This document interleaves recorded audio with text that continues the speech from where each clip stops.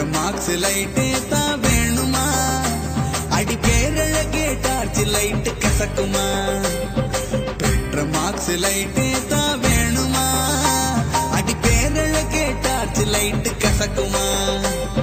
உன்னை பத்தி ஓவராச்சு ஃபீலிங்கு, உன்னை பத்தி ஓவராச்சு